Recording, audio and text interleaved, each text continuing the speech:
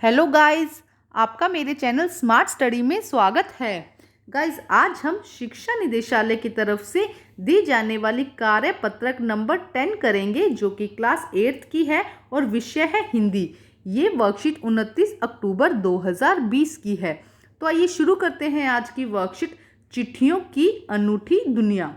तो आज की वर्कशीट में हमें चिट्ठियों के बारे में, पत्रों के महत्व के बारे में बताया गया है कि क्या खास बात है चिट्ठियों के बारे में। तो आइए देखते हैं।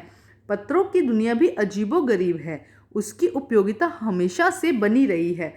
पत्र जो काम कर सकते हैं वह संचार का आधुनिकतम साधन नहीं कर सकता है। तो देखिए, आजकल अगर हम देखें तो पत्रों का टाइम बहुत पीछे चला गया है। मतलब आजकल तो एसएमएस या व्हाट्सएप पे ये सब हम क्या कर रहे हैं, फ़ोन के थ्रू एक से दूसरे में मैसेज पहुंच रहे हैं। लेकिन पहले के ज़माने में क्या होता था, पत्रों के माध्यम से ही जो मैसेज थे वो एक जगह से दूसरी जगह पहुँचते थे।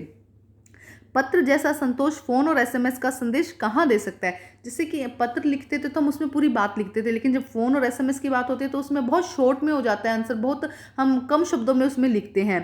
पत्र एक नया सिलसिला शुरू करते हैं और राजनीतिक, साहित्य, कला के क्षेत्रों में तमाम विवाद और नई घटनाओं की जड़ भी पत्र ही होते हैं। अगर किसी बात को हमें डिटेल में जानना है, राजनीतिक, साहित्य, कला के क्षेत्र में अगर विवाद और कोई नई घटना हो रही है तो उसका जड़ भी क्या होते हैं, पत्र ही होते हैं। दुनिया का तमाम साहित्य पत्रों पर केंद्रित होता है। अगर सोचो उस टाइम पे कुछ ना लिखा जाता, कुछ पत्र ना लिखे जाते तो वो साहित्य कहीं रहता ही नहीं ना। तो दुनिया का तमाम साहित्य पत्रों पर केंद्रित है। मानव सभ्यता के विकास इन पत्रों ने अनूठी भूमिका निभाई है। पत्रों का भाव सब जगह एक सा है, भले ही उसका नाम अलग अलग क्यों ना हो। वो क्या कह रहा है कि पत्रों का भाव सब जगह एक जैसा है। पत्र हमारे लिए बहुत ज़रूरी रहे हैं एक टाइम में, और आज भी उसी भावना के साथ वह पत्र कहते हैं कि पत्र, क्योंकि हस्तलेखन से, हाथ से लिखा जाता है तो लिखते वक्त उसमें अच्छी ड्राइंग करना, ये सब भावनाओं के साथ में जुड़ा हुआ है। अब देखिए आगे क्या कहता है कि चाहे पत्रों को हम अलग अलग नाम से पुकारें, तो देखते हैं किन किन नामों से पत्रों को पुकारा जाता है। पत्र को उर्दू में खत कहते हैं। देखो, पत्र को उर्दू में क्या कहा जाता है, खत कहा जाता है। संस्कृत में हम क्या कहते हैं, पत्र कहते हैं। कन्नड़ में हम क्या कहते हैं, कागद। कन्नड़ में क्या कहा जाता है, कागद। ये ध्यान रखिएगा बेटा। तेलुगु में क्या कहते हैं, उत्तरम, जाबू और लेख। हम तेलुगु में क्या कहते हैं, उत्तरम, जाबू और लेख। तमिल में क्या कहते हैं, कड़िद। तमिल में क्या कहा जाता है, कड़िद। देखिए, ये सब पत्र के अलग नाम है। आप पर्यायवाची भी कह दीजिए, पत्र के क्या है, अलग अलग नाम है। जैसे कि उर्दू में हमने खत कह दिया, पत्र कह दिया, कागज कह दिया, उत्तरन, जाबू, लेख और कड़िद, ये सब क्या है, पत्र के अलग अलग नाम हैं। आगे देखिए क्या कहते हैं, पत्र यादों को सहेज कर रखते हैं, इसमें किसी को कोई संदेह नहीं है। पत्र क्या करता है, यादों को सहेज कर रखना, संभाल कर रखा जाता है पत्र। अगर आपके पूछिए अपने पेरेंट्स से कि उस ज़माने में जब पत्र लिखते थे तो हम उन पत्रों को क्या करते थे, संभाल कर रखते थे। हर एक की अपनी पत्र लेखन कला है और हर एक के पत्रों का अपना दायरा। तो पत्र लेखन में क्या है, आपकी जो कला है, आप किस तरह से लिख सकते हैं, इसके बारे में भी ध्यान रखा जाता है कि किस तरह से आप लिख सकते हैं और क्या उसका दायरा है। दुनिया भर में रोज करोड़ों पत्र एक दूसरे को तलाशने तमाम ठिकानों पर पहुंचते हैं। भारत में ही 4.5 करोड़ चिट्ठियां डाक में डाली जाती है, जो साबित करती है कि पत्र कितनी अहमियत रखते हैं।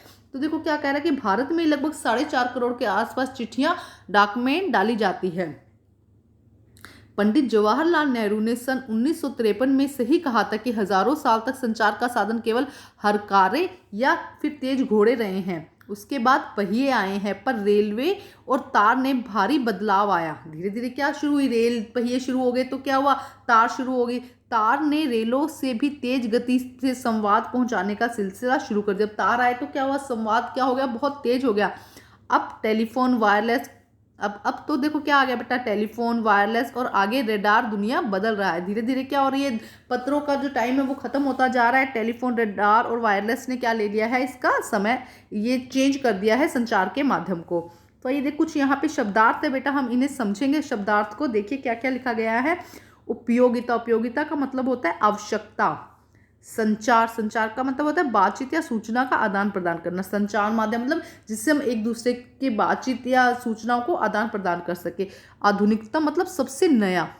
संतोष मतलब तृप्ति या शांति, मुझे संतोष है, तृप्ति है। साधन मतलब उपकरण। सिलसिला मतलब कि चलन, एक सिलसिला चल गया, एक चलन ऐसा चल गया। तमाम मतलब पूरा या संपूर्ण। विवाद मतलब झगड़ा। केंद्रित मतलब आधारित, वो केंद्रित था, मतलब कि उस पे आधारित था। सहेज कर, संभाल कर। संदेह मतलब शक। दायरा मतलब क्षेत्र। अहमियत, महत्व, अहमियत मतलब कि उसकी महत्व, कितना महत्वपूर्ण है वो। हर कार्य, देखो यहाँ पे लिखा गया था ना हर कार्य, ये देखो यहाँ पे भी आया था, हाँ हर कार्य, ये देखिए ये रहा हर कार्य। हर कार्य मतलब संदेश या चिट्ठी ले जाने वाला। हर कार्य क्या है? संदेश या चिट्ठी ले जाने वाला। तो देखो क्या लिखा गया, हजारों साल तक संचार का माध्यम केवल हर कार्य या फिर तेज घोड़े ही थे। मतलब संचार का माध्यम क्या था? सिर्फ तेज घोड़े, जिसके थ्रू हम क्या कर सकते थे? अपनी बात को दूसरी जगह पहुंचाने में काम आते थे। ठीक है स्टूडेंट, तो आप अपनी नोटबुक में बेटा, अपनी जो आपकी नोटबुक है उसमें आप ये शब्दार्थ भी लिखेंगे, क्योंकि आपके वर्कशीट में शब्दार्थ भी, जो एग्जाम होते हैं उनमें शब्दार्थ भी पूछे जाते हैं। ठीक है स्टूडेंट, तो आज हमने इस चैप्टर का फर्स्ट पार्ट किया, अभी आगे देखते हैं इसमें और क्या क्या होगा। अब हम करते हैं इस वर्कशीट के क्वेश्चन आंसर। देखिए फर्स्ट क्वेश्चन क्या है बेटा, आपके अनुसार पत्र, फोन और एसएमएस एक दूसरे से कैसे अलग है? देखो बेटा, पत्रों में हम पूरी बात डिटेल से भावनाओं के साथ में लिखते हैं, और जबकि एसएमएस की बात करें तो हम उसमें शॉर्ट में बात करते हैं। कोई भी मैसेज है हम उसमें शॉर्ट में लिख देते हैं कि आप आओ या जाओ, जबकि पत्र में बात की जाती थी पूरी डिटेल से की जाती थी। तो आइए करते हैं इसका आंसर हम। तो देखिए बेटा, प्रश्न नंबर 1, आपके अनुसार पत्र, फोन, एसएमएस एक दूसरे से कैसे अलग हैं? तो आइए देखते हैं इसका आंसर। देखो बेटा, ये रहा इसका आंसर। पत्र व्यक्ति की स्वयं की हस्तलिपि में होते हैं। पत्र क्या होता है? खुद हाथ के द्वारा लिखे होते हैं। पत्र व्यक्ति की स्वयं की हस्तलिपि में होते हैं। पत्रों द्वारा, द्वारा नहीं बेटा, द्वारा, पत्रों द्वारा हम अपने मनोभाव को खुलकर व्यक्त कर सकते हैं। पत्रों द्वारा क्या कर सकते हैं? हम अपने मनोभाव को, जो हमारी भावना है उनको खुलकर व्यक्त कर सकते हैं। फोन, एसएमएस द्वारा केवल कामकाजी बातों को संक्षिप्त रूप में व्यक्त कर सकते हैं। और फोन और एसएमएस द्वारा क्या होगा बेटा, जो काम की बातें हैं हम उसी को हम क्या कर सकते हैं? संक्षिप्त रूप में, मतलब बहुत छोटे रूप में हमें लिखना होता है उसके अंदर। तो इसीलिए क्या है, यही इनमें फर्क है पत्र में और एसएमएस और फोन में। देखिए, पत्र व्यक्ति की स्वयं की हस्तलिपि में होते हैं। पत्रों द्वारा हम अपने मनोभाव को खुलकर व्यक्त कर सकते हैं। फोन, एसएमएस द्वारा केवल कामकाजी बातों को संक्षिप्त रूप में व्यक्त कर सकते हैं। अब देखते हैं नेक्स्ट क्वेश्चन। देखिए बेटा क्या दिया गया है, प्रश्न नंबर 2, पत्र किस तरह महत्वपूर्ण भूमिका निभाते हैं? देखो, पत्र किस तरह महत्वपूर्ण भूमिका निभाते हैं। सबसे पहले जो पत्र होते हैं वो क्या होते हैं? हस्तलिपि द्वारा, मतलब हाथ से लिखे होते हैं, और उसके अलावा उसके साथ बहुत सारी भावनाएं भी जुड़ी होती हैं। तो आइए देखते हैं इसका आंसर। बेटा देखिए क्या है इसका आंसर, पत्र व्यक्ति की स्वयं की हस्तलिपि में होते हैं, जो कि प्रियजन को अधिक संवेदित करते हैं। आप अपने हाथ से कुछ लिख कर देते हैं तो वो क्या करते हैं, जिसकी को आप पत्र लिख रहे हैं उसके लिए क्या होंगे, प्रियजन को अधिक संवेदित करेंगे, उसकी वो भावनाओं को समझ सकेंगे। वे राजनीतिक, साहित्य, कला के क्षेत्र में तमाम विवाद और नई घटनाओं की भी जड़ होते हैं। जितने भी राजनीतिक, साहित्य, कला के क्षेत्र में अगर हम कुछ मैसेज पहुंचाया जाता है तो वो किसके थ्रू पहुंचाया जाता है? पत्र के थ्रू पहुंचाया जाता है। दुनिया का तमाम साहित्य पत्रों पर ही केंद्रित होता है। मानव सभ्यता के विकास में भी पत्र बहुत महत्वपूर्ण है। तो एक बार फिर देखते बेटा इसका आंसर हम। आंसर नंबर 2 है, पत्र व्यक्ति की स्वयं की हस्तलिपि में होते हैं, जो कि प्रियजन को अधिक संवेदित करते हैं। वे राजनीतिक, साहित्यिक तथा कला के क्षेत्रों में तमाम विवाद और नई घटनाओं की भी जड़ होते हैं। दुनिया का तमाम साहित्य पत्रों पर ही केंद्रित होता है। मानव सभ्यता के विकास में भी पत्र बहुत महत्वपूर्ण भूमिका निभाते हैं। तो ये है हमारा सेकंड क्वेश्चन का आंसर। बच्चे आपको समझ में आना भी ज़रूरी है कि किस तरह हमारे लिए पत्र इंपॉर्टेंट है। हम कुछ भी रिटर्न में हम जो, अगर देखो हमारा व्हाट्सअप के थ्रू या कुछ मैसेज होता है फ़ोन के थ्रू, तो वो क्या होता है, वो तो डिलीट हो जाता है। लेकिन पत्र क्या करते हैं, उसे बहुत लंबे टाइम तक हम क्या रख सकते हैं, संभाल कर रख सकते हैं। कितना इंपॉर्टेंट है उसके अकॉर्डिंग उसको हम संभाल कर रख सकते हैं, और उसकी भावनाओं को, जिसने लिखा है उसकी भावनाओं को और अच्छे से हम समझ सकते हैं। आइए अब करते हैं प्रश्न नंबर 3। प्रश्न नंबर 3 देखते हैं बेटा, ये रहा। नीचे दी गई भाषाओं में पत्र को क्या कहा जाता है? तो अभी हमने पढ़ा, देखो कन्नड़, कन्नड़ में हम क्या कहते हैं? कन्नड़ में कहते हैं कागद। कन्नड़ में क्या कहते हैं बेटा? हम कहते हैं कागद। तमिल, तमिल में क्या कहते हैं? कड़िद। तमिल में क्या कहते हैं? कड़िद। ठीक है। नेक्स्ट देखिए, उर्दू में क्या कहते हैं हम? खत। उर्दू में क्या कहा जाता है बेटा? खत। तेलुगु, तेलुगु में क्या कहते हैं बेटा हम? तेलुगु में लेख। इसके अलावा और भी नाम थे इसके बेटा, जाबू, है ना, अभी हमने पढ़ा है बेटा ये जाबू और उत्तरम, ये सब नाम है पत्र के। ठीक है, ये आप कुछ भी नाम लिख दीजिएगा, इसका याद भी कर लीजिएगा। लेख, जाबू या उत्तरम, ये सभी तेलुगु में हम क्या कहते हैं इनको?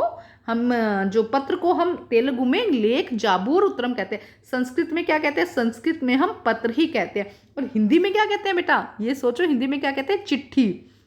हिंदी में हम क्या कहते हैं? चिट्ठी। ठीक है स्टूडेंट, तो देख लेते हैं एक बारी। कन्नड़ में क्या कहते हैं? कागद। तमिल में क्या कहते हैं? कड़िद। उर्दू में क्या कहते हैं? खत।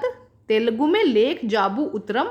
संस्कृत में पत्र और हिंदी में हम चिट्ठी कहते हैं। ठीक है स्टूडेंट, अब हम करते हैं नेक्स्ट क्वेश्चन, इसे कर लीजिएगा और ऊपर भी बहुत अच्छे से दिया गया है बच्चे। अब हम करते हैं क्वेश्चन नंबर 4। देखिए क्या दिया गया है। हमारे देश में रोज लगभग कितनी चिट्ठियां डाक में डाली जाती है? जो महामारी की स्थिति अभी चल रही है, आपके अनुसार इसमें से कितनी चिट्ठियां डाक में रोज डाली जाती होंगी? तो देखो बेटा, हमने अभी पढ़ा लगभग कितनी 4 करोड़ के आसपास रोज जो चिट्ठियां हैं वो डाक में डाली जाती है। लेकिन महामारी के समय अब कितनी होगी? लगभग आधी हो गई होंगी। तो आइए देखते हैं इसका आंसर, तकरीबन इसका क्या आंसर होगा। तो आइए देखते हैं आंसर नंबर 4। हमारे देश में रोज लगभग 4.5 करोड़ चिट्ठियां डाक में डाली जाती हैं। जो महामारी की स्थिति अभी चल रही है उसमें आधी चिट्ठियां ही यानी लगभग 2 करोड़ चिट्ठियां ही डाक में रोज डाली जाती होंगी। देखो, हम कंफर्मेशन के साथ कुछ नहीं कह सकते कि इतना होगा, लेकिन हम एक आइडिया लगा सकते हैं कि क्योंकि क्या चल रहा है, महामारी का टाइम चल रहा है, इसलिए लगभग आधी चिट्ठियां ही क्या होंगी, जो आधी चिट्ठियां ही हैं वो लगभग क्या होंगी? डाकघर में डाली जाती होंगी। तो हमारे देश में रोज लगभग 4.5 करोड़ चिट्ठियां डाक में डाली जाती हैं। जो महामारी की स्थिति अभी चल रही है उसमें आधी चिट्ठियां ही यानी लगभग 2 करोड़ चिट्ठियां ही डाक में रोज डाली जाती होंगी। हम एक अनुमानता बता रहे हैं कि अनुमान में ऐसा होता होगा। आइए अब हम करते हैं प्रश्न नंबर 6। देखिए प्रश्न नंबर 6, गतिविधि।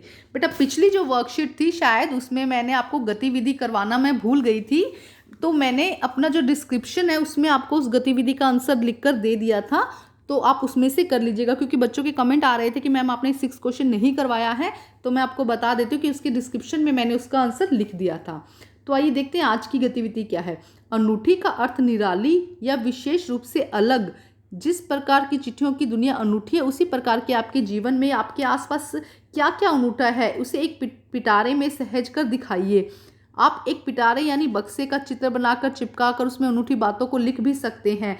एक अनूठी वस्तुओं के चित्र बनाकर चिपका भी सकते हैं। तो बच्चे देखो, करना क्या, कुछ अलग सी चीज़ें होती है, कुछ ऐसी चीज़ें जिन्हें हम संभाल कर रखते हैं, है ना। कुछ भी हो सकता है, आपकी पुरानी डायरी हो सकता है, आपका या तो कोई पुरानी डायरी हो सकती है, इसके अलावा आपकी कोई पुराने सिक्के हो सकते हैं ना, जिन्हें हम क्या कर सकते हैं, संभाल के रख सकते हैं। पुराने सिक्के हो गए या पुराना कोई गिफ्ट हो गया, है ना, पुराना कोई गिफ्ट हो गया। इसके अलावा देखो क्या सामान हो सकता है, किसी को गुड़िया अच्छी लगती है तो उसने अपनी गुड़िया संभाल कर रखी है। तो ऐसा कोई भी सामान जो पुराना हो, बहुत अनोखा हो, बहुत अच्छा हो, आपको बहुत प्यारा लगता हो, जिसे आपने संभाल कर रखा है, तो उसको यहाँ पर लिखना है। तो आइए देखते हैं इसका आंसर आप किस तरह से लिख सकते हैं। बट आप वही यहाँ पे सामान लिखिएगा या वही चीज़ लिखिएगा जो आपके लिए अनूठी और बहुत निराली हो। तो आइए देखते हैं इसका आंसर। तो देखिए आंसर बेटा, मेरे पास अनूठी चीज़ के रूप में बहुत पुराने समय के सिक्के हैं। देखो कॉइन्स जो बहुत पहले के टाइम चलते थे, कॉइन्स हैं। तो अब आपके पास में क्या है, आप इसमें ऐड कर सकते हैं कि आपकी डायरी बहुत अनूठी, आपके लिए बहुत अनूठी, आपने कभी डायरी बचपन में लिखी हो, कुछ ऐसा आपने किसी को पत्र लिखा हो, है ना, जो संभाल कर रखा हो आपने, या आपके पेरेंट्स ने रखा हो किसी का पत्र या चिट्ठी, कुछ भी ना। तो मेरे पास अनूठी चीज़ के रूप में बहुत पुराने समय के सिक्के हैं, क्योंकि मुझे उनको इकट्ठा करने का बहुत शौक है। अब देखो क्यों रखे हुए हैं, क्योंकि उनको शौक है इकट्ठा रखने का। डायरी, क्योंकि डायरी मेरी बहुत प्रिय है, मैं उसमें अपनी पुरानी बातें लिखा करती थी। कोई पत्र है, वो मेरी सहेली का पत्र है जिसे मैंने संभाल कर रखा हुआ है ना। इस तरह से कोई भी कुछ अलग अलग चीज़ें जो आपके पास रखी हुई हैं, आपकी कोई खिलौने हैं, पुराना खिलौना जो आपको बहुत प्रिय हो, कोई गुड़िया है, कोई गुड्डा या कोई कार, इस टाइप का कुछ चीज़ जिसे आपने क्या हो, संभाल कर रखा हो और कुछ अनूठी हो। ठीक है, तो इस तरह से आप इसका आंसर कुछ भी इसमें ऐड, इसको सिर्फ इतना ही मत लिखिएगा बेटा, इसके अंदर कुछ और भी ऐड करिएगा। ठीक है स्टूडेंट, तो बेटा आज की आपकी वर्कशीट कंप्लीट होती है। वर्कशीट कंप्लीट करके अपने टीचर से चेक कराइए और प्लीज़ मेरे चैनल को लाइक कीजिए, सब्सक्राइब कीजिए और शेयर कीजिए। Thank you students.